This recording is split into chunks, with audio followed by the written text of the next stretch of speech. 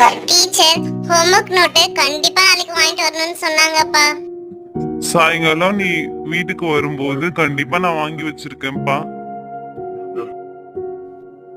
கையில் காசு இல்லை, என்ன செய்வது என்று ஏழை தந்தை யோசித்துக் கொண்டிருந்தார். என்னங்க, நமக்கு 2 நாளா வேலையே இல்ல, கையில காசும் இல்ல.